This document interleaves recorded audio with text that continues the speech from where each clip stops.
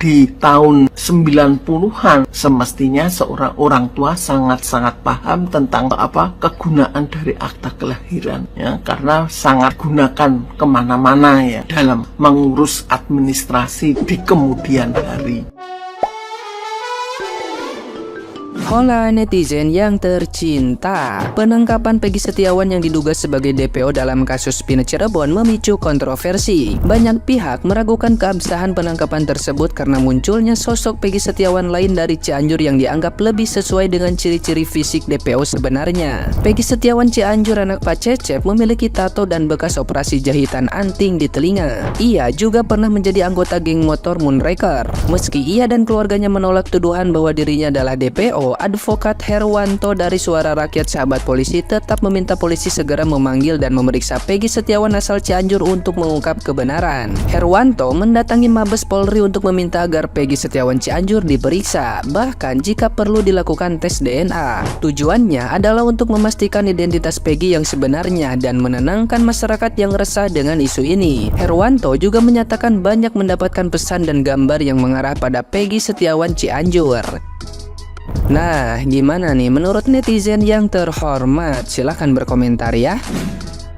Peggy Setiawan yang viral sebagai DPO pembunuh peristiwa Vina di Cirebon, Vina Cirebon, kan seperti itu ya. Jadi saya tidak akan membahas tentang Peggy-nya ataupun kronologinya, tetapi saya akan membahas tampilan dari bapaknya masing-masing Peggy, baik Peggy Cianjur maupun Peggy tukang bangunan. Peggy Cianjur ya, dari sepanjang unggahan Deddy Mulyadi, sikap yang ditampilkan oleh Bapak Cecep, bapaknya Peggy Setiawan ini sama sekali tidak menunjukkan sebagai orang tua yang bertanggung jawab dan orang tua yang mencoba untuk melindungi anaknya. Selain dia adalah orang tua yang hanya mendengarkan permasalahan anaknya dan mendengarkan langkah apa yang ditanggung oleh anaknya ya, seperti itu. Dan itu ya dilakukan oleh bapaknya mulai dari kelahiran Peggy ya. Jadi tidak ada etikat baik dari Bapak Cecep itu terhadap Peggy Setiawan Cianjur ini sudah dimulai dari sejak kelahiran daripada Peggy itu sendiri.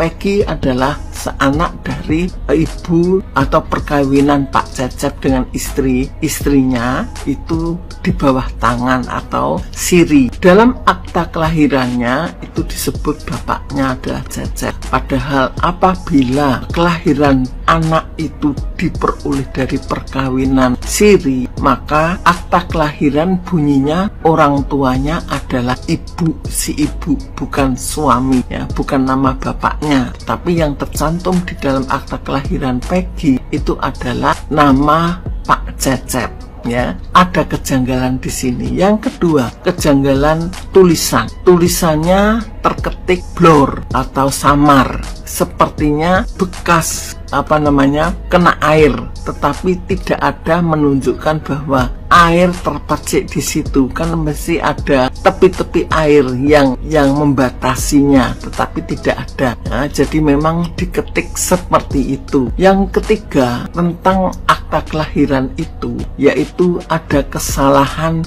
Peggy berjenis kelamin perempuan. Nah, di sini Pak Cecep sama sekali tidak ada empati terhadap akta kelahiran. Akta kelahiran itu adalah merupakan data di mana ini nanti akan selamanya dipakai. Seperti itu. Di tahun 90-an semestinya seorang orang tua sangat-sangat paham tentang kegunaan dari akta kelahiran ya, karena sangat gunakan kemana-mana ya dalam mengurus administrasi di kemudian hari. Kemudian selanjutnya yaitu tentang untuk ijazah SMP tidak ada masalah ya. Ijazah SD ya, ijazah SD. Lagi-lagi Pak Cecep tidak menunjukkan empati permasalahan yang dihadapi oleh Peggy. Karena apa? Persoalan ijazah SD yang fotonya terkelupas, kronologinya kenapa bisa terkelupas ini pun tidak paham.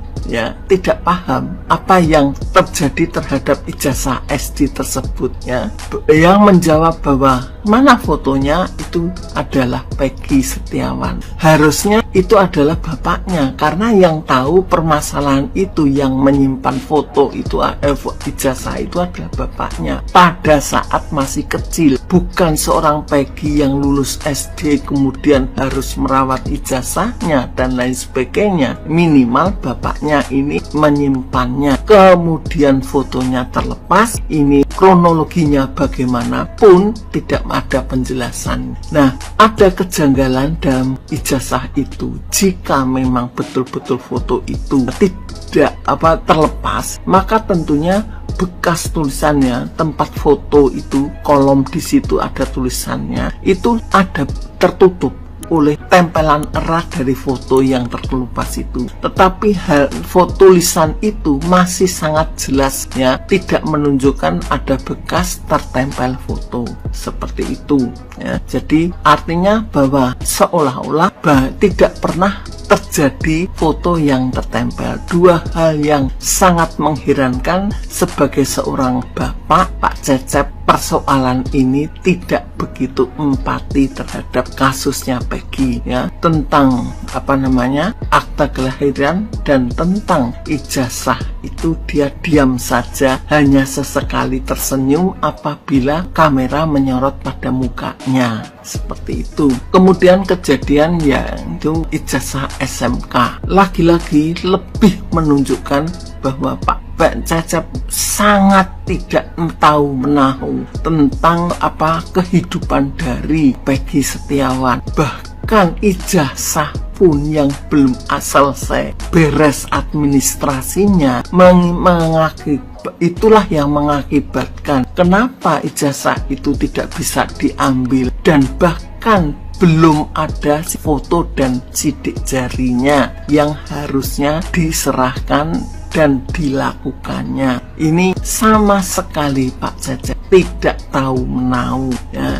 Semuanya seolah-olah tanggung jawab dari Peggy sendiri ya.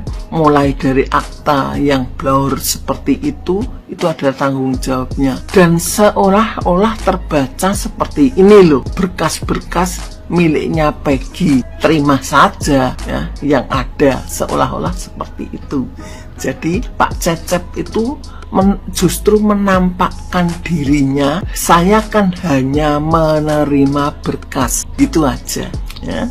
Seolah-olah lebih tepatnya seperti itu, bukan malah betul-betul dia adalah bagian dari persoalan Peggy seperti itu. Kemudian ibunya ketika ikut terlibat berbicara, ingin melindungi apa yang terjadi pada anaknya, ketika menyentuh Peggy justru ditampiknya ya, disingkirkan tangannya ibunya, seolah-olah Peggy pun tidak mau persoalannya ibunya ikut cawe-cawe seperti itu. Jadi ini adalah kejanggalan penampilan dari kedua orang tua dari Peggy Cianjur ya. Seorang orang tua yang sama sekali tidak bertanggung jawab terhadap anaknya, tidak punya empati pada anaknya. Semuanya persoalan yang menimpa Peggy yang dituduhkan ya, seolah-olah oleh netizen, inilah Peggy yang dicari, itu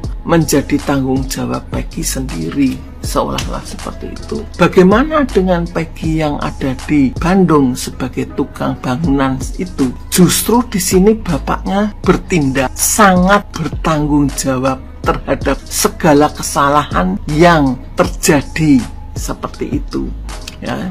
Persoalannya kan nama Peggy menjadi nama Robi, kan seperti itu. Nah, bapaknya ini tidak masalah ijazah, tetapi hanya masalah panggilan saja. Tapi bapaknya walaupun masalah panggilan mencoba untuk menjelaskannya. Apakah karena Peggy berada di dalam penjara, ya karena itu dia bertanggung jawab. Tetapi di sini sangat jelas cara bertanggung jawabnya. Dia betul-betul mengetahui persoalan yang terjadi pada anaknya. Mengapa anaknya yang namanya Peggy dipanggil Robi?